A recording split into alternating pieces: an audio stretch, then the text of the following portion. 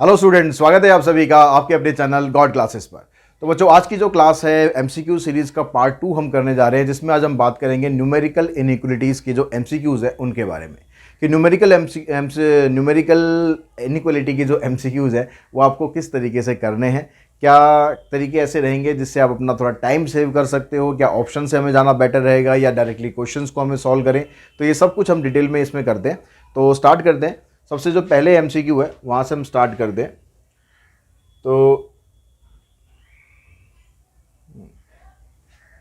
जो first MCQ है उसमें आपको यहाँ पर एक स्टेटमेंट दे रखी है। उस स्टेटमेंट से आपको ये बताना है कि कंक्लूजन 1 ट्रू है या कंक्लूजन 2 ट्रू है। अब कंक्लूजन 1 ट्रू है या 2 ट्रू है, उसके हिसाब से फिर आपको यहाँ पर मार्क करना है। अगर ए ऑप्शन आपके पास होगा कंक्लूजन 1 इज़ ट्रू, अगर सिर्फ कंक्लूजन 1 ट्रू होता है तो उसमें ए ऑप्शन होगा। कंक्लूजन 2 इज़ ट्रू अगर बी ऑप्शन होगा, और इधर कंक्लूजन 1 और कंक्लूजन 2 इज़ ट्रू, ये होगा ऑप्शन सी। और डी आपको मार्क करना है neither conclusion 1 not 2 is true. और इसमें एक ऑप्शन ई भी दिया हुआ है। जैसे ज़रूरी नहीं है कि जो आपका एग्ज़ाम होगा उसमें पांचवा ऑप्शन भी आपको मिले कि both conclusion 1 and 2 are true. तो ऐसा ज़रूरी नहीं है कि वो आपको ई ऑप्शन भी मिल जाता है, ठीक है, नहीं मिलता तो फिर 4 के हिसाब से हम बात करेंगे, जो भी 4 ऑप्शन आपको दे रखे होंगे। तो सबसे जो पहला क्वेश्चन है अगर उस पर हम चलते हैं तो सबसे पहले क्वेश्चन में कहता है कि स्टेटमेंट आपके पास ये है। अब इस स्टेटमेंट में आपको दो कंक्लूजन दे रखे हैं कि k is greater than j और k is equals to j। तो क्या इन दोनों में से कोई कंक्लूजन ठीक है या ठीक नहीं है, उसके लिए हम देखते हैं कि k और j को अगर हम कंपेयर करें तो कैसे कर सकते हैं। तो k हमारे पास यहाँ है, ठीक है, k यहाँ पर है और j यहाँ पर है। अब k का जो रिलेशन है ना वो m, l और k के साथ तो बन रहा है, और j का रिलेशन h और i के साथ बन रहा है, और i का रिलेशन l के साथ बन रहा है। तो मतलब डायरेक्टली कुछ रिलेट नहीं कर रहा है, लेकिन एक दूसरे के साथ ये रिलेट करते हैं। तो अब हम यहाँ से अगर हम देखें, इन दोनों को अगर देखें तो हमें यहाँ पर दिख रहा है कि भाई l less than equals to k, ठीक है, और i जो है, i क्या है, less than equals to l। तो अगर मैं इन दोनों को इकट्ठा करके लिखूं तो l दोनों में कॉमन पार्ट है, तो l को बीच में रखते हैं, i इधर आ जाएगा और ये इधर आ जाएगा। तो इसको ऐसे लिख सकते हैं कि l is greater than equals to i और less than equals to k, इस तरीके से। अब यहाँ पर आ जाते हैं जहाँ पर j, h और i का रिलेशन है। अगर इन दोनों से मैं रिलेशन निकालूं, j और i का रिलेशन निकालूं, तो हम ये कह सकते हैं कि j is less than equals to i, j is less than equals to i। अब आप देखो यहाँ से, अब इन दोनों में रिलेशन अगर हम निकालते हैं तो i और l में, i l और j i, इसमें i कॉमन हुआ तो i को मैं इधर रखता हूँ और j को मैं इधर रख लेता हूँ, और less than equals to l, और इधर साथ में मैं ये भी लिख लेता हूँ। ऐसे हम लिख सकते हैं इस स्टेटमेंट को कि जो i है वो j से बड़ा है या उससे बराबर होगा, l i से बड़ा होगा या उसके बराबर होगा, और k l से बड़ा होगा या इसके बराबर होगा। तो हमें रिलेशन अब बताना है k और j के बीच में। तो k और j के बीच में आप देखो सभी में लेस देन इक्वल्स टू का साइन है, यानी जो कंक्लूजन आएगा वो भी यही आएगा कि j is less than equals to k। तो अब j is less than equals to k का मतलब हो गया कि j या तो k से छोटा है या उसके बराबर है। लेकिन यहाँ पर आपको ना, यह जो पहला ऑप्शन है, पहला ऑप्शन में कह रहा है कि k is greater than j, तो यहाँ पर भी k is greater than j हो सकता है, और k इक्वल्स टू j भी हो सकता है। लेकिन दोनों चीज़ें एक साथ नहीं हो सकती, या तो वो छोटा होगा, अगर हम j की बात कर रहे हैं तो या तो वो छोटा होगा या वो बराबर होगा, दोनों चीज़ें एक साथ तो नहीं हो सकती। हाँ, अगर आंसर में ऐसे ही स्टेटमेंट में लिखा होता यहाँ पर k is greater than equals to j, तो वो ठीक होता कंक्लूजन। अभी हम कहेंगे या तो कंक्लूजन 1 ट्रू है या कंक्लूजन 2 ट्रू है, तो हम कहेंगे कि इधर कंक्लूजन 1 और ट्रू इज़ ट्रू, मतलब इन दोनों में से कोई एक ही ट्रू है। तो इसमें ऑप्शन बनेगा हमारा सी, फर्स्ट क्वेश्चन का आंसर बनेगा हमारा सी। और हम सेकंड पे जाते हैं। सेकंड में आपको ये स्टेटमेंट दे रखी है, s is greater than r, s r से बड़ा है और q u से बड़ा है। तो अब इन दोनों में देखते हैं, पहले s और r में रिलेशन देखते हैं। s और r में रिलेशन कोई डायरेक्टली है हमारे पास, यहाँ पर t और r में रिलेशन है, यहाँ पर r और u में रिलेशन है। लेकिन s का रिलेशन ना तो t के साथ बन रहा है, ना s का रिलेशन कोई u के साथ बन रहा है, यानी अच्छा r का रिलेशन p के साथ भी है, यहाँ पर r का रिलेशन p के साथ भी है। तो यहाँ से हम कंक्लूजन ये लेते हैं कि भाई r is less than equals to p और यहाँ से कंक्लूजन आता है कि P is less than equals to S, only less than S। तो इन दोनों को अगर आप इकट्ठा करके लिखोगे तो हम ऐसे लिख सकते हैं। तो यहाँ से और R और S के बीच में रिलेशन आएगा तो हम ये कह सकते हैं कि R is less than S, और R is less than S यही लिखा हुआ, उल्टा करके लिखा हुआ उसने, S is greater than R ऐसे लिखा हुआ है। तो ये कंक्लूजन हमारा ठीक है। अब सेकंड कंक्लूजन के लिए देखते हैं Q is greater than U। अब Q और U के बीच में भी कोई डायरेक्ट रिलेशन तो नहीं है। देखिए U रिलेट कर रहा है R के साथ, R रिलेट कर रहा है P के साथ, और P रिलेट कर रहा है Q के साथ। तो इस तरह से रिलेशन बन रहा है। तो अब यहाँ पर देखो, ये यहाँ पर कहता है कि Q is greater then P, यहाँ कह रहा है Q is greater then P, और P क्या यहाँ पर है, P बड़ा है R से, ठीक है, ये लिखा है ना, R is less than equals to P, मतलब आप ये ऐसे भी लिख सकते हो ना, P is greater than equals to R, ऐसे लिख सकते हो। और R is greater than equals to U, और R के आगे मैं यहाँ पर ये लिख देता हूँ, R is greater than equals to U। तो इन चारों को हमने इकट्ठा कर दिया, ठीक है। Q यहाँ पर P से बड़ा है, P R से बड़ा है या इसके बराबर है, और R U से बड़ा है या इसके बराबर है। तो अगर हम Q और U में रिलेशन निकालना चाहें तो हम, क्योंकि यहाँ पर ग्रेटर देन सभी में आ रहा है, इक्वल्स टू इन दोनों में तो है, इसमें नहीं है, तो हम ये कह सकते हैं कि Q is only greater than U, equals to नहीं होगा। तो यानी ये वाली स्टेटमेंट भी हमारी ट्रू है। तो both conclusion 1 and conclusion 2 are true. तो इसमें ऑप्शन बनेगा हमारा E।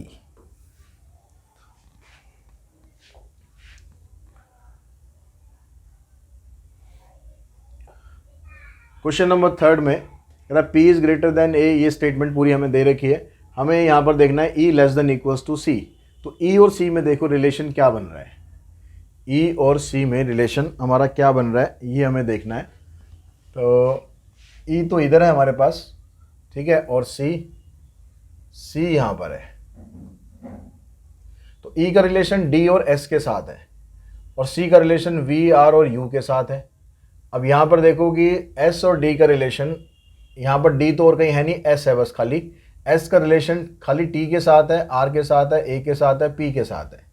अब उसमें से यहाँ पर केवल हमारे पास R आ रहा है, इन दोनों को दो बीच में कनेक्ट करता है। तो R का रिलेशन हमें C के साथ ढूंढना है। तो R का रिलेशन देखो, यहाँ से देखो, R is greater then S, यहाँ पर कहा इसने R is greater then S, और S is greater then D है, S is greater then D है, और D is greater than E है। यानी हम यहाँ से ये तो कह सकते हैं कि R is greater than equals to E। एक हमारे पास ये रिलेशन बना, ठीक है। ओनली ग्रेटर देन आएगा क्योंकि यहाँ सिर्फ ग्रेटर देन है, तो इक्वल्स टू नहीं आएगा इसमें, only R is greater than E, ये रिलेशन हमारा बना। अब R का रिलेशन जब हम C के साथ जाते हैं तो ये रिलेशन बनता है, यहाँ पर कहता है R is equals to V less than equals to C। तो इन दोनों से जो कंक्लूजन निकल कर आएगा उसमें आप ये कह सकते हो कि R is less than equals to C। अब इसको और इसको देखो, दोनों में R यहाँ पर कॉमन है।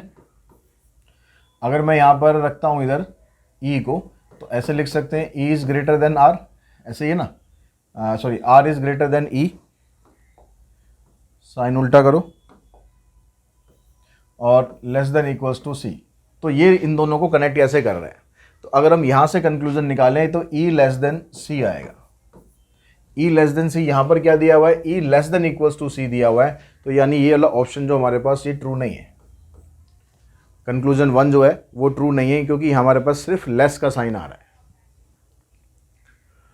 उसके बाद फिर T और D में देखो, T और D में कैसे कनेक्ट हो रहा है। यहाँ पर S और T दोनों आपस में इक्वल है, S और T दोनों इक्वल है, और यहाँ पर S जो है वो ग्रेटर देन D है। तो हम इसको ऐसे लिख सकते हैं, T और यहाँ पर ये लेस इक्वल्स टू T, ऐसा लिख सकते हैं दोनों को इकट्ठा करके। तो अब या T और D में अगर हम रिलेशन निकालेंगे तो हम ये कह सकते हैं कि D is less then T, और यहाँ पर क्या कर रहा है, T इज़ ग्रेटर देन, उल्टा करके लिखेंगे तो T is greater then D हो जाएगा। यानी ये वाला ऑप्शन हमारा ट्रू है। तो कंक्लूजन 2 हमारा ट्रू है। तो कंक्लूजन 2 अगर ट्रू था तो हमारा ऑप्शन क्या बनेगा, ऑप्शन बनेगा हमारा B, ऑप्शन बनेगा हमारा B, ठीक है। कंक्लूजन 2 अगर ट्रू होता है तो ऑप्शन B बनता है। अब इस स्टेटमेंट में आपको ये चेक करना है कि A is greater then M। तो A और M में देखो रिलेशन क्या है। ये स्टेटमेंट है, इसमें A कनेक्ट हो रहा है इनमें से किसी के साथ भी, M कनेक्ट हो रहा है D और U के साथ। तो D और U यहाँ पर तो कहीं है नहीं, और D और U यहाँ पर भी कहीं नहीं है, मतलब M यहाँ पर भी कनेक्ट हो रहा है, M यहाँ भी कनेक्ट हो रहा है, ठीक है। तो एम डी और यू से तो यहाँ कुछ बनेगा नहीं। हाँ, यहाँ पर देखते हैं कि एम यहाँ कनेक्ट हो रहा है एफ ई और एस से, तो यहाँ पर देखो एफ ई और एस एफ है, तो ये एफ जो है ये इन दोनों को आपस में कनेक्ट करेगा।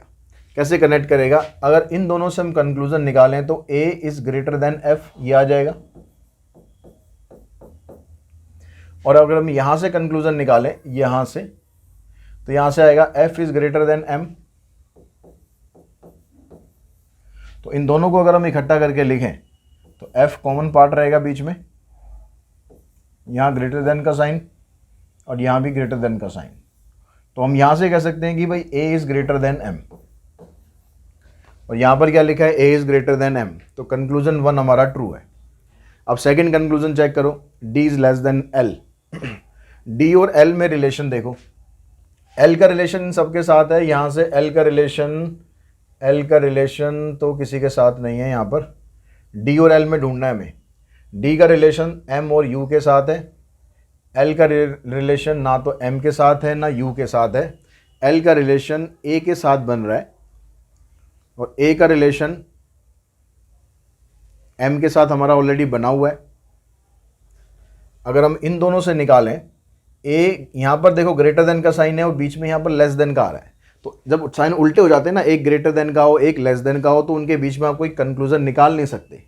तो यानी ए और एल के बीच में हम कोई कंक्लूजन नहीं निकाल सकते, और केवल यहीं से ही हम इसको आपस में कनेक्ट कर सकते थे डी और एल को, क्योंकि ए एम से बड़ा है ये हमें पता है और एम जो है वो डी से छोटा है।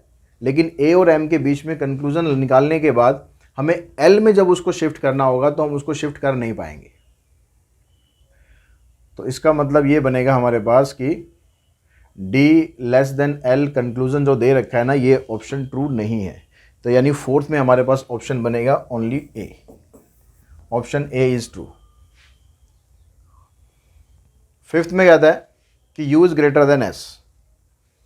अब u और s में रिलेशन ढूंढो। s यहाँ पर है, s यहाँ पर रिलेट कर रहा है f और p के साथ, और यहाँ u रिलेट कर रहा है f के साथ। तो यहाँ से इन दोनों से कंक्लूजन निकल के हमारे पास आएगा कि u is greater then f, और यहाँ से रिलेशन हमारे पास निकल के आएगा f इज, अब यहाँ पर देखो यहाँ ग्रेटर का साइन है या लेस देन इक्वल्स टू का साइन है, साइन उल्टे हो रहे हैं, साइन उल्टे हो रहे हैं, तो f और s में कोई कनेक्ट बनता ही नहीं है। और f और s में कोई कनेक्ट नहीं बनेगा तो u और s में भी नहीं बनेगा, क्योंकि यही तो इसको लिंक कर रहा था।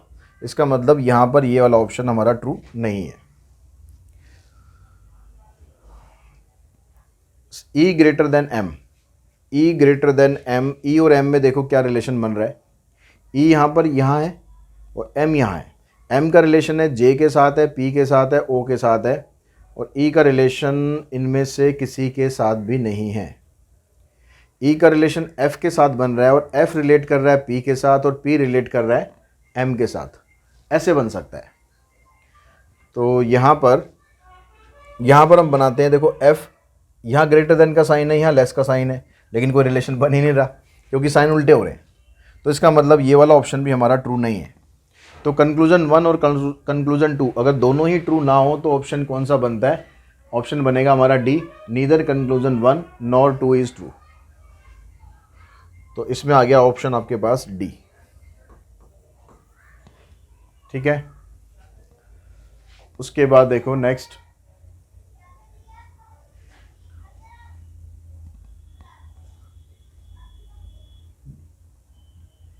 क्वेश्चन नंबर 6 में भी आपके पास ऐसी स्टेटमेंट है।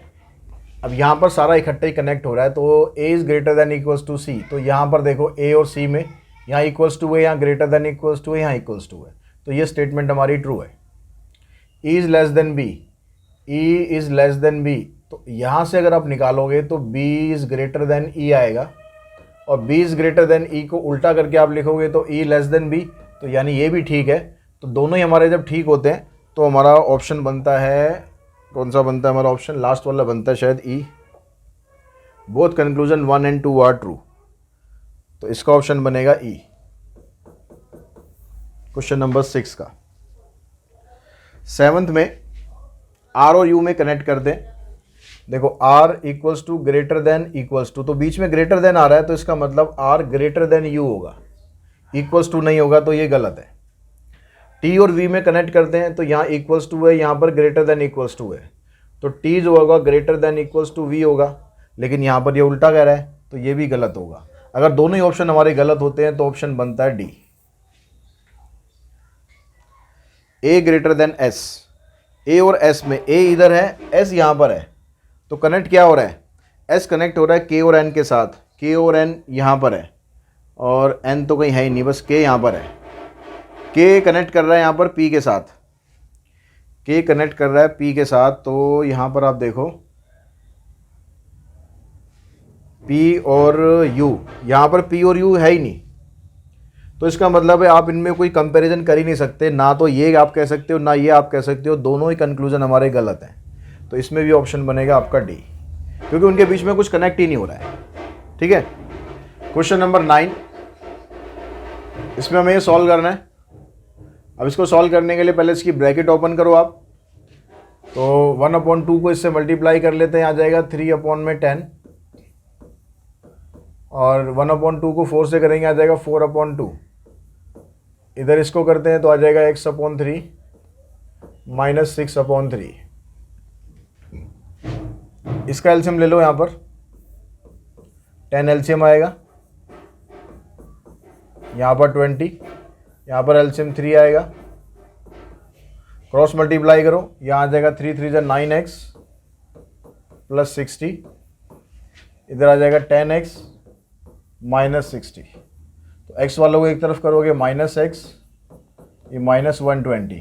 माइनस साइन जब हम हटाते हैं तो साइन इनइक्वलिटी का चेंज हो जाता है, तो x की value less than equals to 180, मतलब अब लेस देन इक्वल्स टू कहाँ तक जाएगी, -∞ तक जाएगी।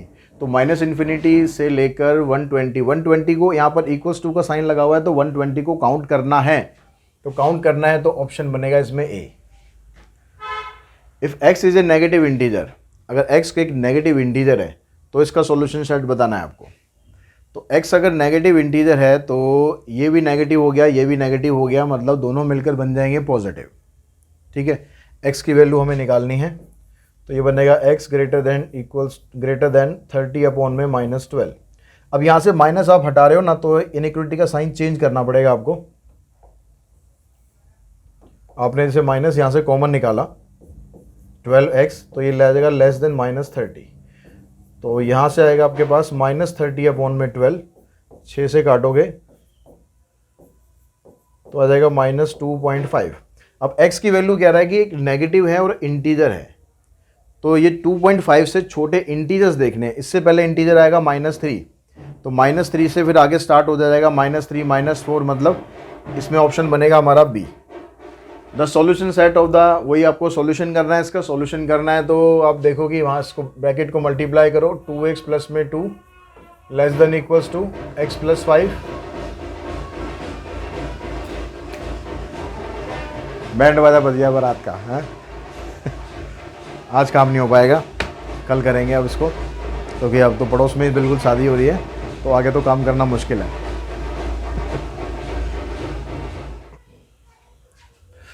तो क्वेश्चन नंबर 11 में देखते हैं। 11 में कहता है the solution of set of the system of the linear inequality. ये आपको इनइक्वलिटी दे रखी है, दो इनइक्वलिटी यहाँ पर दे रखी है, तो दोनों को आपको अलग अलग सॉल्व करना है और फिर दोनों का एक कॉमन सॉल्यूशन है वो हमें फाइंड करना है। तो क्या क्या इनइक्वलिटी है? जो पहली इनइक्वलिटी है उसमें है 2 इंटू में x plus 1, 2 into x plus 1 less than equals to x plus 5। इसकी आप ब्रैकेट ओपन करो और ब्रैकेट ओपन करने के बाद जो x वाली टर्म्स हैं इसको इधर लाएंगे तो माइनस हो जाएगा और 2 को इधर लाएंगे तो ये भी माइनस हो जाएगा, यानी x की value less than equals to 3 आ गई। अब जो दूसरी इनइक्वलिटी है उसको अगर हम सॉल्व करते हैं, ये दूसरी इनइक्वलिटी है हमारे पास, इसकी ब्रैकेट को ओपन करा, अब इस माइनस एक्स को इधर लाएंगे आप 4x आ जाएगा और 6 को उधर ले जाके माइनस करेंगे तो आ जाएगा -4। अब x की वैल्यू निकालेंगे तो आएगी ग्रेटर देन -1। यहाँ पर सिर्फ ग्रेटर देन का साइन है, यहाँ पर इक्वल्स टू का साइन नहीं है। तो अब दोनों का कॉमन सॉल्यूशन अगर हम फाइंड करें तो क्या है, x की वैल्यू -1 से तो बड़ी होनी चाहिए और लेस देन इक्वल्स टू 3 होनी चाहिए, मतलब 3 से छोटी होनी चाहिए या 3 के इक्वल होनी चाहिए। तो यहाँ पर जो आपको इंटरवल दिया हुआ है उसमें कौन सा इंटरवल लेना आपको, देखो -1 तो आपको लेना नहीं है, यानी -1 की तरफ ओपन इंटरवल होना चाहिए। -1 की तरफ ओपन इंटरवल यहाँ पर है और 3 की तरफ क्लोज होना चाहिए। तो 3 की तरफ क्लोज यहाँ पर है, तो यानी ऑप्शन बनेगा हमारा इसका सी। उसके बाद क्वेश्चन नंबर 12 में अगर हम देखें तो यहाँ कहता है कि length of rectangle is double the breadth. Rectangle की लेंथ जो है वो ब्रेड्थ की डबल है। तो ब्रेड्थ को अगर हम x मान लेते हैं तो लेंथ को हमें मानना पड़ेगा 2x। If the minimum perimeter, यहाँ पर मिनिमम होना चाहिए, minimum perimeter of the rectangle is 120 centimetre. जो रेक्टेंगल का पेरीमीटर है ना वो मिनिमम आपको दे रखा 120, यानी उससे ज़्यादा भी हो सकता है। तो यहाँ पर जो x प्लस पेरीमीटर क्या होता है, पेरीमीटर का फार्मूला होता है 2 इंटू में लेंथ प्लस ब्रेड्थ। इसकी जो वैल्यू है वो 120 से ज़्यादा होनी चाहिए, ठीक है, या इसके इक्वल भी हो सकती है, क्योंकि मिनिमम बोला है ना कि मिनिमम पेरीमीटर इतना होना चाहिए, तो 120 भी तो हो सकता है, और या 120 से ज़्यादा, जितना मर्जी हो। तो यहाँ से इसको आप सॉल्व करेंगे, 2 और 1 3, 3 दूनी 6, 6x आ गया, और 6 से अगर आप इसको डिवाइड करते हैं तो 6 2 12, यानी x की value greater than equals to 20। x क्या है हमारा, x हमारी ब्रेड्थ है। पूछा इसने क्या है, यहाँ पर ऑप्शन जो है ना आपको ब्रेड्थ के दे रखे हैं, तो ब्रेड्थ जो है वो ग्रेटर दैन इक्वल्स टू 20 होनी चाहिए, यानी ऑप्शन बनेगा इसमें सी। ठीक है, क्वेश्चन नंबर 13 देखिए। 13 में कहता है कि भाई x y z तीनों पॉजिटिव इंटीजर है। अब तीनों पॉजिटिव इंटीजर हैं तो यहाँ पर इसकी मिनिमम वैल्यू क्या होनी चाहिए, मिनिमम नहीं है सॉरी, बस वैल्यू आपको बतानी कि वैल्यू इसकी क्या होनी चाहिए। अब यहाँ पर जो मिनिमम इंटीजर होता है, मिनिमम इंटीजर होता है हमारा 1 से स्टार्ट। अब वैसे तो वैल्यू आपको ये x y z दे रखी है, मतलब तीनों के तीनों डिफरेंट नंबर होने चाहिए, क्योंकि तीनों डिफरेंट दे रखे हैं, लेकिन हम यहाँ पर लेके चलते हैं कि वैल्यू इसकी हम इक्वल वाली वैल्यू रख के चलते हैं। इसमें 2 तरीके निकालने थे, या तो आप इसमें APGP वाला कंसेप्ट यूज़ करो, उससे आपको थोड़ा लेंदी पड़ेगा। आप सीधा क्या करो कि जो मिनिमम पॉजिटिव इंटीजर है वो होता है हमारे पास 1, तो हम यहाँ पर तीनों में 1 डाल देते हैं, तो उससे हमारी वैल्यू क्या आएगी, मिनिमम वैल्यू क्या आएगी। तो अगर मैं यहाँ पर 1 + 1 डालता हूँ, इधर भी मैं 1 + 1 डालता हूँ, या फिर यहाँ भी 1 + 1 डालता हूँ, तो ये 2 2 2 इसको मल्टीप्लाई करेंगे तो आएगा 8, यानी इसकी वैल्यू 8 से कम तो हो ही नहीं सकती है, क्योंकि मिनिमम इंटीजर तो 1 ही है, तो इससे कम तो होने का मतलब ही नहीं है। यानी जो भी वैल्यू आएगी उस वैल्यू में ये हमेशा 8 × x × y × z, जो भी x y z की जो भी वैल्यू होगी, अगर मैं यहाँ पर 1 1 1 लेकर करता हूँ तो क्या आएगा, इन सबको 1 इससे मल्टीप्लाई करूँगा तो 8 ही बनेगा ना। तो जो भी वैल्यू आएगी वो हमेशा 8 से बड़ी ही आएगी, 8 से छोटी वैल्यू आने का मतलब नहीं है, और 8 के इक्वल आने का भी मतलब नहीं है। वैल्यू हमेशा 8xyz से बड़ी आएगी, यानी ये ऑप्शन बनेगा हमारा बी। यहाँ पर हम इसको सॉल्व करें तो यहाँ पर दिया है मॉडुलस ऑफ x + 1 अपॉन में x + 1 ग्रेटर देन 0। अभी जो मॉड x + 1 है इसकी वैल्यू जब हम इसको मॉड को यहाँ पर खोलते हैं तो यहाँ पर भी अगर आप ऑप्शन पे जाओगे तो आपको ज़्यादा बेटर रिजल्ट आपको मिलेगा, आसानी से पता चल जाएगा, क्योंकि ये जो मॉड आपको दिया हुआ है ये तो हमेशा पॉजिटिव ही रहेगा। यहाँ तो आप कुछ भी वैल्यू डालोगे ना ये तो पॉजिटिव ही आएगा। जो भी वैल्यू डिसाइड करेगी वो यही डिसाइड करेगी x + 1 की। तो x + 1 की वैल्यू 0 से बड़ी होनी चाहिए, तभी हमारा आंसर 0 से बड़ा आएगा। अगर x + 1 की वैल्यू मैं 0 से बड़ी लेता हूँ तो इसका मतलब क्या होगा, x की वैल्यू -1 से बड़ी होनी चाहिए। अब -1 से बड़ी इसमें कौन सी वैल्यू आ रही है, -1 से वैल्यू इसमें आ रही है बड़ी b में। 1 को भी नहीं ले सकते, क्योंकि 1 अगर आपने ले लिया तो 1 - 1 दोनों 0 हो जाएंगे, और डिनोमिनेटर में 0 तो हो नहीं सकता। तो हमारे पास ऑप्शन सिर्फ ये बचता है कि -1 को नहीं लेना है, -1 से बड़ी आप कोई भी वैल्यू ले सकते हो।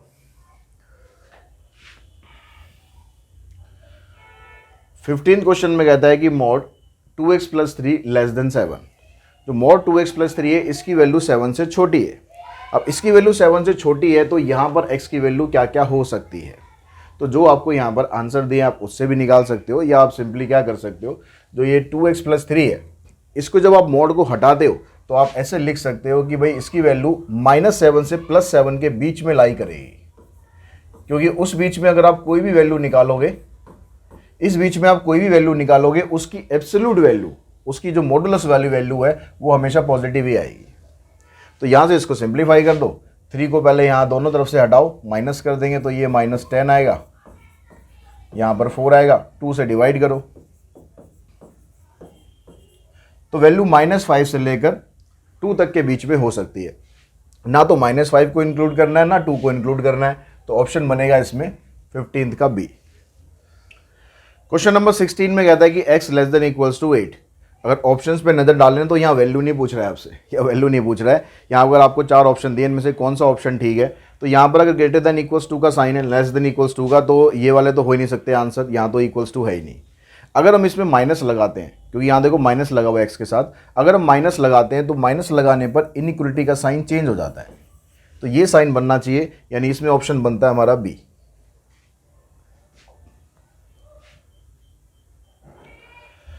17 क्वेश्चन में फिर कहता है कि modulus of x less than -3 है, तो मॉडुलस जब भी आएगा तो यानी एक्स की वैल्यू, अब x की वैल्यू -3 है, यहाँ पर ये कह रहा है कि भाई इसकी वैल्यू -3 से छोटी है। अब एब्सोल्यूट वैल्यू तो नेगेटिव हो ही नहीं सकती ना कभी, एब्सोल्यूट वैल्यू तो हमेशा पॉजिटिव होती है, तो -3 से छोटी वैल्यू, -3 से छोटी का मतलब -4, -5, -6 तो पॉसिबल ही नहीं है, पॉसिबल ही नहीं है, तो आंसर हो गया इसका डी, कुछ सॉल्व करने की जरूरत ही नहीं। 18th क्वेश्चन में कहता है कि x belongs to real number and modulus of x greater than equals to -7। जो x की वैल्यू है ना वो उसकी एब्सोल्यूट वैल्यू -7 से बड़ी है। एब्सोल्यूट वैल्यू क्या होती है, पॉजिटिव होती है, तो जैसे यहाँ पर लेस में था तो लेस में तो पॉसिबल नहीं था क्योंकि वैल्यू नेगेटिव तो नहीं हो सकती, लेकिन पॉजिटिव तो हो सकती है ना, तो आप इसके अंदर कोई भी रियल वैल्यू डाल दो, कोई भी रियल वैल्यू डाल दो, आंसर तो आपका पॉजिटिव ही आना है, तो वो वैल्यू जो भी आएगी वो इससे तो बड़ी होगी। अगर 0 भी आ जाता है तो वो तो -7 से बड़ा है, 1 आ गया तो वो भी -7 से बड़ा है, यानी जो भी वैल्यू आएगी वो -7 से बड़ी आएगी, आप कोई भी नंबर डाल दो, यानी आंसर बनेगा इसका x belongs to real number. उसके बाद जो 19th क्वेश्चन है, 19th में कहता है कि given that x, y and b are real number and x less than y, x तो y से छोटा है। अब x यहाँ पर जितने भी ऑप्शन है उन सभी के अंदर न्यूमरेटर में x है, तो न्यूमरेटर छोटा है, डिनोमिनेटर बड़ा है। और दूसरी बात ये कहता है कि भाई b की वैल्यू लेस देन 0 है, लेस देन 0 है मतलब नेगेटिव वैल्यू है। तो अगर हम किसी भी, जैसे ये आपको आइडेंटिटी दे रखी है, ठीक है, क्योंकि ये कह रहा है कि x लेस देन y है, अगर हम किसी भी नेगेटिव नंबर से, ये कह रहा है कि b लेस देन 0 है, अगर हम किसी भी नेगेटिव नंबर से डिवाइड करते हैं तो डिवाइड करने पर क्या होता है, अगर मैं यहाँ पर b से इसको डिवाइड करूँगा, b यहाँ पर क्या है, नेगेटिव नंबर है, जैसे फॉर एग्जांपल मैं -1 से डिवाइड कर रहा हूँ, अब -1 से डिवाइड करने पर क्या होगा, ये जो इनइक्वलिटी का साइन है ये चेंज हो जाएगा, ये बन जाएगा, तो -1 की जगह अगर आप b रख देते हो तो आपके पास ये इनइक्वलिटी बननी चाहिए। देखो x upon B greater than y upon B कहाँ पर है, ये ऑप्शन सी पे हमारे, तो इसका आंसर बनेगा ऑप्शन सी। उसके बाद यहाँ पर कहता है कि यहाँ भी उसी तरीके से कह रहा है कि x greater than equals to y है, लेकिन जो b है ना वो पॉजिटिव नंबर है, b पॉजिटिव नंबर है, तो पॉजिटिव नंबर सब जगह डिवाइड हो रहा है, तो पॉजिटिव नंबर से चाहे आप डिवाइड करो, चाहे मल्टीप्लाई करो, चाहे प्लस करो, चाहे माइनस करो, कुछ फर्क नहीं पड़ना, जो इनइक्वलिटी का साइन जैसा है वैसा का वैसा ही रहेगा, यानी इसमें ऑप्शन बनेगा हमारा ए, तो 20th का ऑप्शन आ जाएगा ए।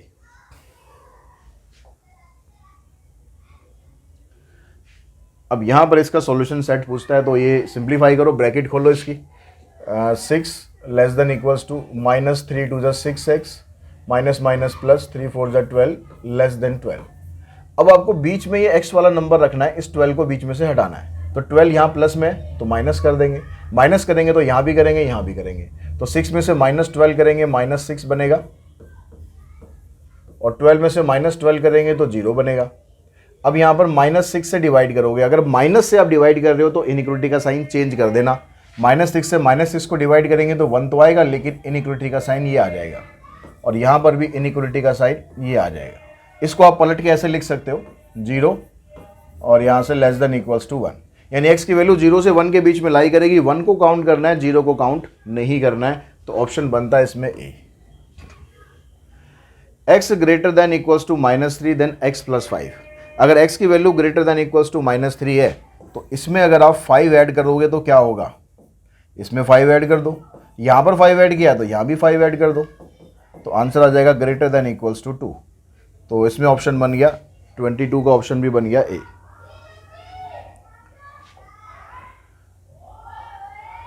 ट्वेंटी 23 में कहता है कि 1/x minus 2 is less than 0, less than 0 मतलब ये नेगेटिव वैल्यू है, ये नेगेटिव वैल्यू कब होगी, जब x की वैल्यू 2 से छोटी होगी, ठीक है, x की वैल्यू यहाँ पर x की जगह जो वैल्यू आएगी 2 से छोटी वैल्यू होगी तो ये नेगेटिव बनेगा, क्योंकि यहाँ अगर पॉजिटिव वैल्यू आपने डाल दी और 2 से बड़ी हुई, जैसे 3 डाल दिया तो 3 - 2 ये तो पॉजिटिव हो जाएगा, तो x की जो भी वैल्यू आएगी वो 2 से छोटी होनी चाहिए, तभी आंसर हमारा नेगेटिव आएगा, यानी 23 का ऑप्शन बनेगा B. Modulus of x - 2 less than equals to 4, अब यहाँ पर लेस देन आ गया तो लेस देन का मतलब है कि जो मॉडुलस ऑफ x माइनस 2 की वैल्यू -4 से लेकर +4 तक के बीच में लाई करेगी। तो -2 यहाँ दोनों तरफ से हटाओ तो +2 करेंगे, इधर +2 करा तो -2 रह जाएगा, इधर +2 करेंगे तो यहाँ 6 हो जाएगा। तो x की वैल्यू -2 से लेकर +6 तक के बीच में होगी, दोनों में =2 का साइन है, तो दोनों वैल्यूज़ को काउंट करना है, यानी ऑप्शन बना इसमें हमारा डी। उसके बाद अगला जो क्वेश्चन है उसमें वैल्यू कह रहा है कि भाई ग्रेटर देन इक्वल्स टू 7 होगी। तो जब ग्रेटर देन इक्वल्स टू 7 हम रखते हैं तो उसमें हम किस तरीके से लिखेंगे कि x माइनस 2 की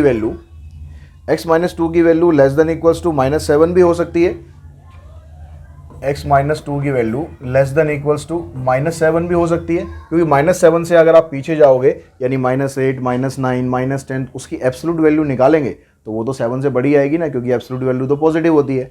या फिर हम पॉजिटिव साइड जाएंगे, x माइनस 2 की value greater than equals to 7 हो सकती है। तो यहाँ से x की वैल्यू आएगी लेस देन इक्वल्स टू -5 और यहाँ से x की वैल्यू आएगी ग्रेटर देन इक्वल्स टू 9। तो x की वैल्यू -5 से छोटी कहाँ तक, इन्फिनिटी तक, तो -∞ से लेकर -5 तक, 5 को काउंट करना है तो क्लोज इंटरवल, और यहाँ 9 से बड़ी कहाँ तक, इन्फिनिटी तक, 9 को काउंट करना है तो close interval, otherwise open interval. तो यहाँ पर देखो अब कौन सा ऑप्शन हमारा बनता है, ये तो बनेगा नहीं, दोनों आंसर आए ना, इन दोनों के बीच में यूनियन लगा के इकट्ठा कर दो तो हमारे पास ऑप्शन बनता है इसका सी। क्वेश्चन नंबर 26 देखिए, इसमें कहता है कि जो मॉडुलस ऑफ x की वैल्यू है वो -2 से लेकर और +4 तक के बीच में होगी। तो -2 से बड़ी होनी चाहिए, ठीक है, और +4 से छोटी होनी चाहिए। अब जो एब्सोल्यूट वैल्यू है, जो मॉडुलस अब हम लगा देते हैं, तो एब्सोल्यूट वैल्यू तो कभी भी नेगेटिव तो हो नहीं सकती, ठीक है। तो हम इसको ओवरऑल इकट्ठा करके हम इसको ये बता सकते हैं कि भाई x + 2 की जो वैल्यू है वो लेस देन 4 है। लेस देन 4 का मतलब हो गया कि इसके अंदर चाहे वो 0 1 2 3 4 और जो एब्सोल्यूट वैल्यू माइनस में भी आप रखोगे -1 -2 -3, तो उसकी जो पॉजिटिव वैल्यू जो निकालोगे, जो एब्सोल्यूट वैल्यू निकालोगे, वो तो हमेशा 4 से छोटी रहेगी। और जब यहाँ पर लेस का साइन होता है तो इसका मतलब होता है कि जो x की वैल्यू है वो -4 से लेकर +4 तक के बीच में लाई करती है। अब यहाँ से +2 हटा दो, -2 करेंगे तो इधर से -6 बन जाएगा और इधर -2 करेंगे तो इधर 2 रह जाएगा। तो x की वैल्यू -6 से लेकर +2 के बीच में होगी, दोनों तरफ ओपन इंटरवल लगाना है क्योंकि =2 का साइन नहीं है, तो ऑप्शन इसमें बनेगा सी, -6 से लेकर 2 तक।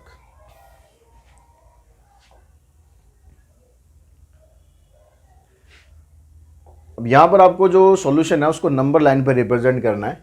अब यहाँ पर जो नंबर लाइन हमें दे रखी है उसमें थोड़ा पॉइंट मैं लिख देता हूँ इधर, इधर ये 0.4 है हमारे पास, और यहाँ पर एक नोड लगा हुआ है, इस तरह का सर्कल लगा हुआ है छोटा सा, ये डार्क नहीं है, शेड नहीं है ये, ठीक है। तो अब आपको इसमें ये बताना है कि जो ये इस इनइक्वलिटी में जो प्रेजेंट हो रहा है नंबर वो क्या है। यहाँ पर ये वाला हिस्सा थोड़ा सा आपको वीडियो में हो सकता है कम दिखाई दे रहा हो, पीडीएफ में थोड़ा ध्यान से देखना, ये वाली जो डार्क साइड है ना, ये थोड़ा सा विड्थ इसकी ज़्यादा है। तो ये कह रहा है कि जिसका सॉल्यूशन जो है राइट हैंड साइड में, 4 के राइट हैंड साइड में है, 4 के राइट हैंड साइड में मतलब 4 से ज़्यादा हो गया, लेकिन ये जो नोड लगा हुआ है और ये ब्लैंक छोड़ रखा है, तो इसका मतलब है कि 4 को इसमें काउंट नहीं किया गया। तो 4 को काउंट नहीं करा है और उसके राइट हैंड साइड में है, मतलब ऑप्शन बनता है इसमें बी। इसमें जो डार्क शेड है वो ये बीच वाला पोर्शन है, ये वाला डार्क शेड है, यहाँ पर एक खाली सर्कल है, यहाँ पर सर्कल तो है लेकिन वो फिल है, इस तरीके से है। तो इसको अगर हम देखें तो इसमें -2 को तो काउंट नहीं किया गया, लेकिन 11 को काउंट किया गया है और वैल्यू इन दोनों के बीच में है, -2 से लेकर 11 तक, यानी ऑप्शन बनता है इसमें डी। -2 को काउंट नहीं किया गया, 11 को काउंट किया गया है।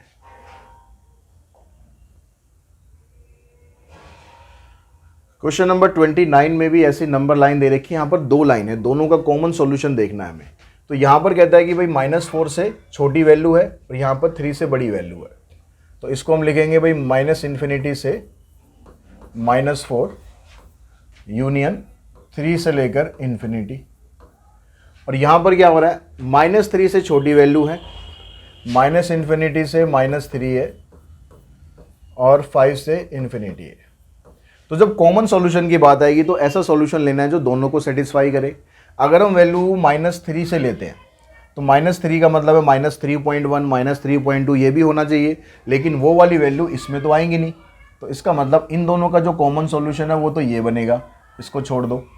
ऐसे ही अगर 3 से हम बड़ी वैल्यू लेते हैं, मान लो 4 आ गई, तो 4 इसमें तो आएगी नहीं, तो इसलिए हमें वैल्यू 5 या उससे बड़ी लेनी है, तो ये वाला कॉमन सॉल्यूशन हम छोड़ देते हैं। तो इन दोनों का मिलाकर एक कॉमन सॉल्यूशन बनेगा -∞ से -4 और 5 से लेकर इन्फिनिटी। ऑप्शन देखो अब यहाँ पर कहाँ है, -∞ से -4 और 5 से इन्फिनिटी। 4 को काउंट करना है, ये ऑप्शन है, ये ऑप्शन है, ये ऑप्शन है। इसमें -∞ से -4 आ रहा है, तो लेकिन 5 की तरफ भी ना ओपन इंटरवल होना चाहिए। यहाँ पर एक सर्कल देखना पड़ेगा मुझे, डॉट यहाँ पर किस में लगी हुई है। ओके, यहाँ पर जो डॉट लगी हुई है ना, वो इनमें डॉट लगी हुई है। ये डॉट का खेल है, तो सारा यहाँ पर ये बिगड़ सकता है काम। यहाँ पर डॉट लगी हुई है, इसमें नहीं लगी हुई है।